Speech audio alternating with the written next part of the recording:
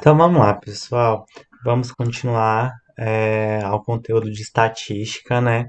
E hoje nós vamos corrigir as atividades sobre análise de gráficos, né? Que a gente já viu na aula passada. Vamos dar continuidade hoje. Vem, vem, vem. A número 1 é uma questão do Enem. Acho que quase toda a maioria das questões que eu coloquei nessa semana são questões do Enem, para vocês verem o tanto que cai esse tipo de conteúdo no Enem, né, de 2018. Então tá bem recente.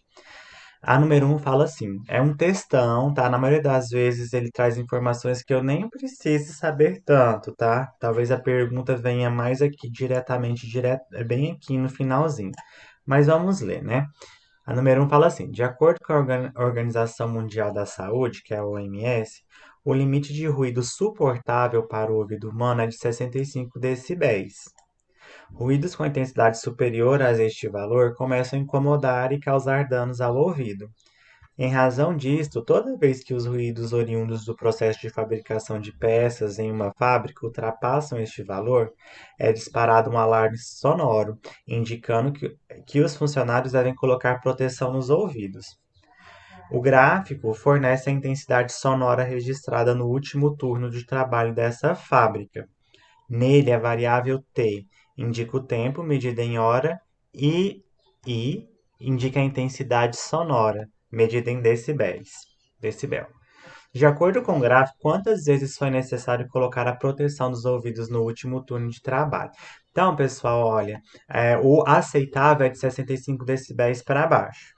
Na indústria, é muito barulhenta, principalmente na parte de produção. Então, para você entrar, eles sempre vão usar o protetor auricular, que é aquele negocinho que coloca no ouvido para abafar um pouco o som. Lá nessa indústria aqui, ele tem um apito sonoro que ele vai apitar toda vez. Olha, em razão de toda vez que os nos processos de fabricação das peças ultrapassam esse valor. Então, toda vez que ultrapassar 65 decibéis, vai disparar esse barulho aí e os funcionários vão ter que colocar essa proteção. Então, aqui na análise é o tempo, né, que eles estavam trabalhando no eixo X. E no eixo Y aqui está a intensidade sonora em decibel. Então ele falou que acima de 65 ele vai apitar. Pessoal, quantas vezes que ultrapassou 65 decibéis aqui, pessoal? Só de olhar o gráfico. Três. Duas, três, Três. foi três. 3 vezes, né? Aqui ultrapassou, quando chegou aqui, tá. Daí apitou lá, fez um barulho, eles tiveram que colocar o protetor auricular. Aqui ficou igual, não ultrapassou, então não apitou. Ele apita só quando ultrapassa. Aqui, quando chegou aqui, tá, ultrapassou, apitou. E aqui também apitou, e eles tiveram que colocar o protetor auricular. E aqui também apitou, e eles tiveram que colocar o protetor auricular.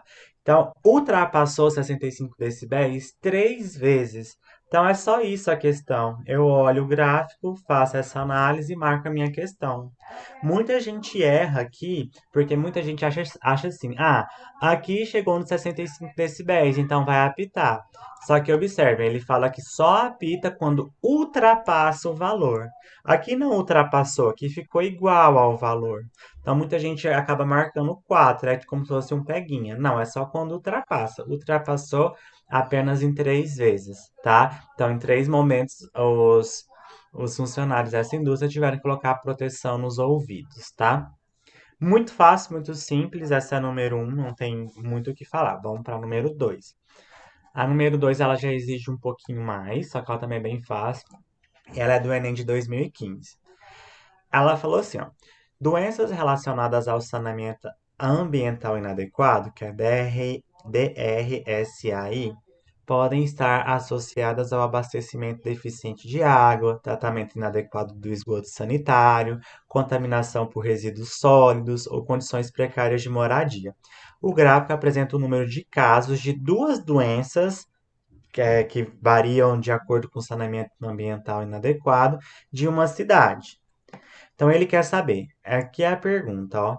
O mês em que se tem a maior diferença entre o número de casos das doenças do tipo A e B é.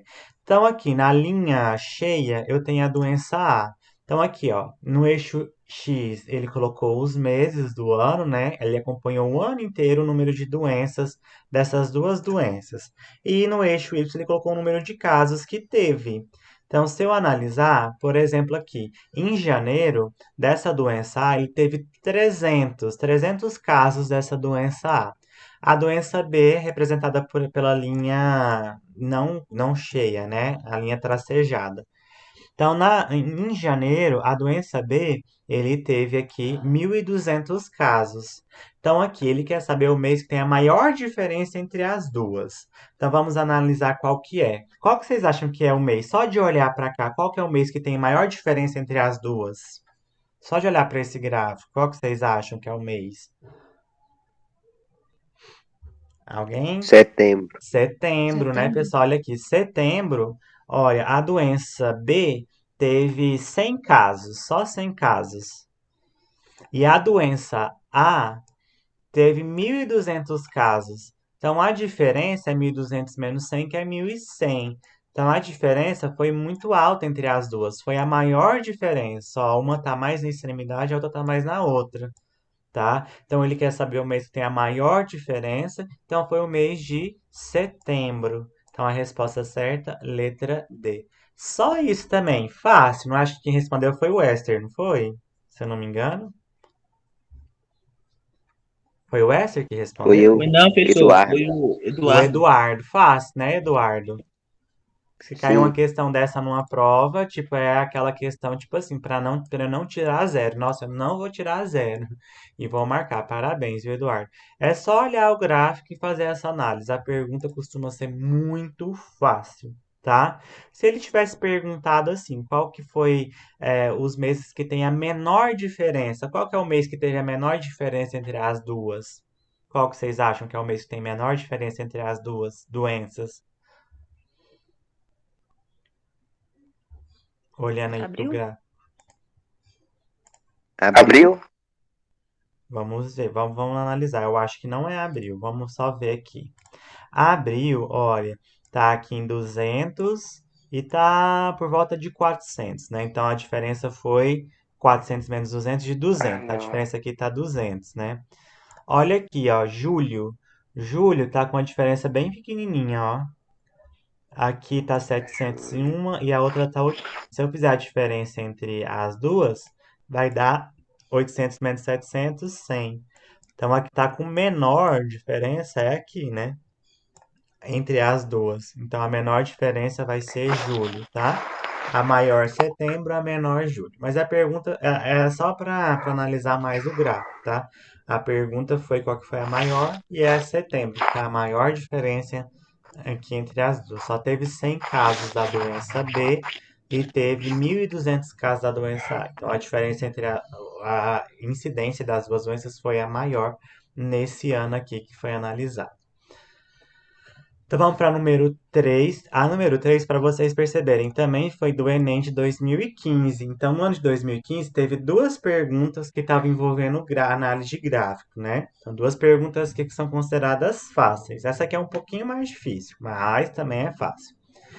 Ela fala assim, ó, um investidor inicia um dia com X ações de uma empresa. No decorrer desse dia, ele efetua apenas dois tipos de operações. Ele compra ou vende ações. Ele é um investidor, então ele vai comprar ou vender as ações de acordo com as situações. Olha, para realizar essas operações, ele segue os critérios. Primeiro, ele vende metade das ações que possui assim que seu valor fica acima do valor ideal. Então tá, ele vende ou compra ações. Então, quando o valor está acima do ideal, ele vende a metade das ações dele, porque o valor está um pouco acima do ideal, está meio alto. Então, se ele vender essas ações, ele vai ganhar dinheiro. 2. Ele compra a mesma quantidade de ações que possui assim que seu valor ficar abaixo do valor mínimo. Então, quando está abaixo do valor mínimo, significa que as ações estão com preço baixo. Então, ele vai comprar para render essas ações dele. E 3, ele vende todas as ações que possui quando seu valor ficar acima do valor ótimo. Então, quando está acima do valor ótimo, ele vai vender tudo, porque o valor está tão bom que ele quer vender para ele ganhar o dinheiro dele. Então, é assim que funciona esse investidor que trabalha aí em ações. Então ele falou assim, ó, o gráfico apresenta o período de operações e a variação do valor de cada ação em reais de acordo daquele dia e a indicação dos valores ideal, mínimo e ótimo. Então ele quer saber quantas operações o investidor fez naquele dia. Então olha aqui, isso aqui é o tempo que está rodando no dia, ó, 10, 11, 12, 13, 14, 15, 16, o tempo que é a hora, tá dado em hora aqui. E aqui é o valor que está a ação em reais. Daí ele marcou aqui, ó. Aqui é o valor mínimo, que quando está abaixo do valor mínimo, ele compra as ações. Aqui é o valor ideal. Toda vez que atinge o valor ideal, é quando ele vende metade das ações dele. E aqui está o valor ótimo. O valor está tão bom que ele vai e vende tudo que ele tem para para render o dinheiro dele. Então ele perguntou quantas operações ele investiu durante esse dia. Então vamos acompanhar o gráfico aqui para ver. Ó. Começou aqui as ações do dia.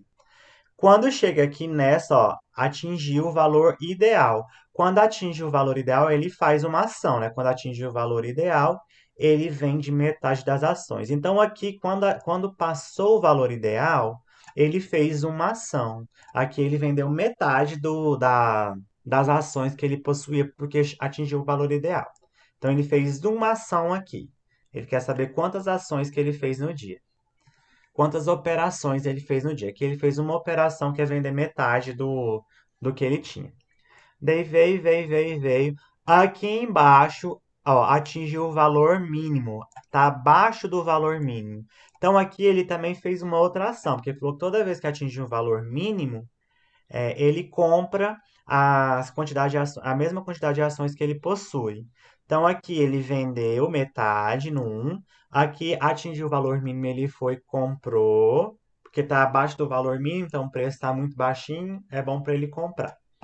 Vou continuar andando. Tá.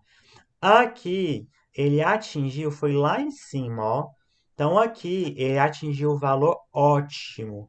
Então neste ponto aqui, ó, atingiu o valor ótimo, o que que ele fez? Ele foi e vendeu todas as ações que ele tinha no dia. Então foi a terceira ação, porque o valor estava tão bom que ele resolveu vender. Então foi a terceira ação que ele fez no dia. Daí vem seguindo. Aqui baixou, mas só que não chegou no valor mínimo, então ele não fez nada, né? Aqui embaixo. Não chegou no valor mínimo, ele ficou paradinho. Daí, de repente, tá. Aqui teve um outro pico que passou o valor ideal. Então, aqui ele fez uma outra operação, que foi a quarta operação do dia que ele fez. Ele vendeu metade das ações que ele tinha, porque o valor estava ideal, né? Tava um valor bom, então ele vendeu para ganhar um dinheiro em cima. Daí ele desceu aqui, não chegou no valor mínimo, aqui não chegou no valor ideal nem no ótimo, então ele não fez nada, e aqui ele não fez nada. Então, às vezes que ele fez uma operação no dia foram quatro. Primeiro, ele vendeu metade das ações que ele tinha, porque atingiu o valor ideal. Depois, ele foi e vendeu, comprou metade das ações que ele tinha, porque o valor estava muito baixo. Depois ele vendeu tudo que ele tinha porque o valor estava ótimo. Depois ele foi e o valor estava ideal, ele vendeu metade do que ele tinha porque o valor estava ideal.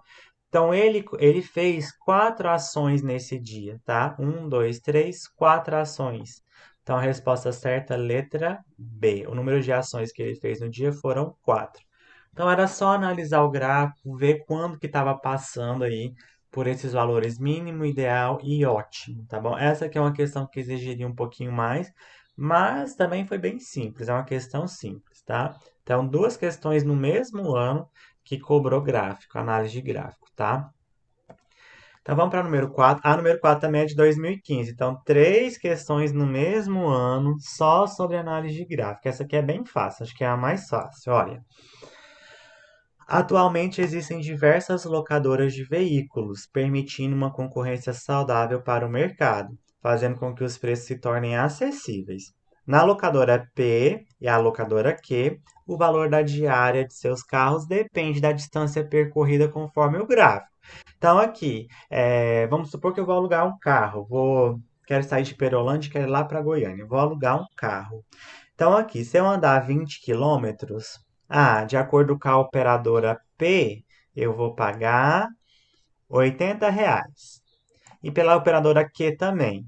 Se eu andar 60 quilômetros com esse carro, daí já vai ter uma diferença. Com a operadora P, eu vou pagar R$ 100.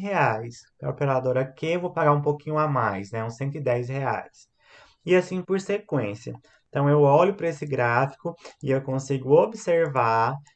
Opa, o que eu fiz? Eu consigo observar os valores por quilometragem que eu vou pagar no aluguel do carro das duas empresas. Eu posso comparar, posso ver qual que vai ser melhor para mim. Por exemplo, quero fazer uma viagem que é de 140 quilômetros. Então, se é de 140 quilômetros, eu venho aqui e olho. 140 quilômetros, a operadora Q eu pago por volta de 140 e a operadora P eu pago em volta de 150. Então eu vou utilizar os serviços da locadora Q, porque está mais barato. Mas vamos supor que eu vou andar só 40 quilômetros. Então eu venho aqui e vejo que na operadora P está mais barato que na operadora Q. Então, se for para andar só 40 quilômetros, eu vou preferir o serviço da locadora P porque ela está mais barata e assim por diante. Então, dá para eu analisar e dá para ver qual que é o serviço que eu vou utilizar de acordo com os valores que estão neste gráfico. Então, o gráfico ajuda eu ter uma percepção melhor e fazer uma análise melhor do que eu quero, tá? E para eu ter uma escolha mais certeira. Então, ele falou assim, ó, o valor pago na locadora P é menor ou igual àquele pago na operadora P para distâncias em quilômetros presentes em quais intervalos? Então, ele quer saber em que intervalo que a operadora Q é mais barato usar a operadora Q do que a P. Então, a operadora Q é essa que faz a curva aqui, ó.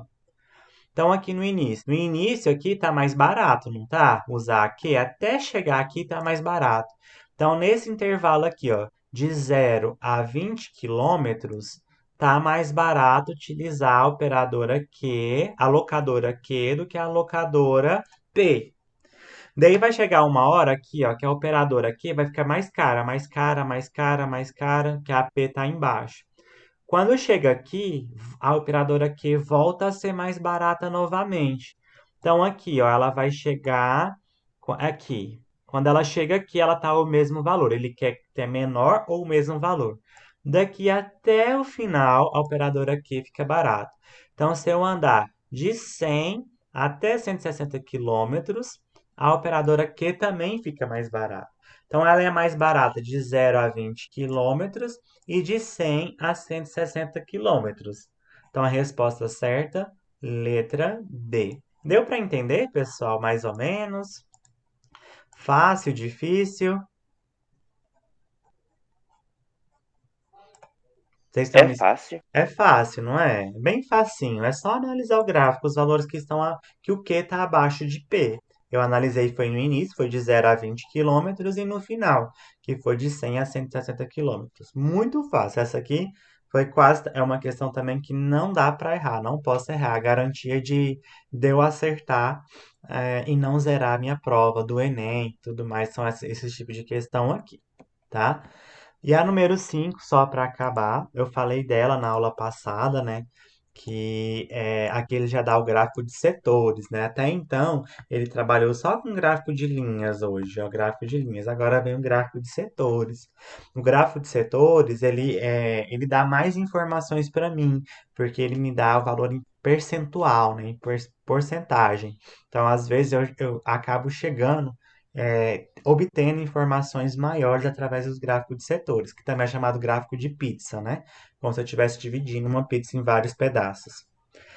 Então ele fala assim: é um textão também, alguma informação, mas de acordo com a questão, ele só quer a partir de aqui, ó. Se eu ler daqui para baixo, eu consigo resolver. Mas vamos ver o texto que ele colocou, né? A matriz elétrica é formada pelo conjunto de fontes disponíveis para a geração de energia elétrica. Precisamos da energia elétrica, por exemplo, para assistir televisão, ouvir música no rádio, acender a luz, ligar nossa geladeira, carregar nosso celular, entre tantas outras coisas. Grande parte da energia elétrica gerada no Brasil vem das usinas hidrelétricas. É a força da água, né, pessoal, que faz movimentar motores e gerar essa energia. A energia eólica também vem crescendo bastante, contribuindo para que a nossa matriz elétrica continue sendo, em sua maior parte, renovável. Então, se eu olhar aqui, a eólica, que é através do movimento dos ventos, né, já está 8,6%. E a hidráulica, que é a energia através das águas, vem de 64,9%. Então, grande parte da energia gerada no Brasil ainda vem de fontes renováveis, é o ar, a água, né? Então, aqui as fontes não renováveis a curto tempo, que é o petróleo, que é o gás natural, a biomassa, elas ocupam valores menores. Então, a maior parte da energia que vem no Brasil ainda é renovável, pela energia hidráulica e pela energia eólica ainda serem muito altas. Então é só uma análise básica, essa aqui são os dados de 2020, né? Então a matriz elétrica brasileira em 2019, então também são dados bem recentes. Então ele perguntou assim, ó, de acordo com o gráfico, a medida em grau do arco setor que representa a energia hidráulica no Brasil em 2019 é aproximadamente igual a. Então ele quer saber se eu colocar 100 graus, quanto grau que mede este arco setor aqui, ó. Então, pessoal, se eu quisesse 100% aqui, quanto que mede 100%? Quantos graus que tem 100% uma circunferência? Uma circunferência mede quantos graus? 360. 360. Então, 360 graus é 100%, tá? Se fosse 100%, ela inteira seria 360 graus. Mas eu quero só a parte que é da hidráulica, que é 64,9%. Então, esse 64,9% vai corresponder a quantos graus? Então, aqui vai ser x, que é o valor que eu quero saber. Se eu resolver essa conta, eu chego na minha resposta. Então, aqui uma regra de 3, vou multiplicar cruzado. Então, eu vou fazer x vezes 100, 100x, 100x. E aqui eu vou fazer 360 vezes 64,9. Vou fazer aqui, ó. 360 vezes 64,9. Então, vamos lá. 9 vezes 0, 0. 9 vezes 6, 54, vai 5. 9 vezes 8, 27. 27 mais 5, 32. Agora eu vou fazer com a 4. 4 vezes 0, 0. 4 vezes 6, 24, vai 2. 4 vezes 3, 12, mais 2, 14. E aqui, 6 vezes 0, 0. 6 vezes 6, 36, vai 3. 6 vezes 3, 18. 18 mais 3, 21. Então, vou somar isso tudo aqui. Aqui eu desço 0. Aqui vem 4. Aqui 2 mais 4, 6. Aqui 4 mais 6, 10 mais 3, 13. Vai 1. 1 mais 1 mais 1, 3. E aqui o 2. Tem uma casa após a vírgula, então coloco uma vírgula aqui. Então, deu 23.364. 23.364. O 100 está multiplicando, vai passar para o outro lado dividindo. Então, x vai ser 23.364 dividido para 100. Pessoal, estou dividindo para 100. Então, vão andar duas casas aqui, ó. Uma, duas, porque tem 2 zeros. Então, o valor dessa conta vai ser 233,64. Ele quer o valor aproximado. Então, qual o valor que está mais próximo de 233 graus e 64? 234, né, pessoal? Está o mais próximo de 233, é o 234. Então, a resposta certa é a letra C. Só essa parte daqui da energia hidráulica corresponde, em graus, 233, aproximadamente 234 graus. Então, aqui, ó, esse arco setor aqui, ó, da minha circunferência mede 230, aproximadamente 234 graus. Resposta certa, letra C. Então, muito fácil também. Ele só pediu para fazer uma regrinha de 3, é uma conta fácil, não é uma conta difícil, para eu poder chegar na resposta. Pessoal, deu para entender? Mais ou menos? Sim. Fácil? É fácil, não é? Eu acho fácil, tá? Mas a aula vai estar gravada. Caso você tenha alguma dificuldade, reassista para ter mais certeza, para conseguir entender melhor este conteúdo.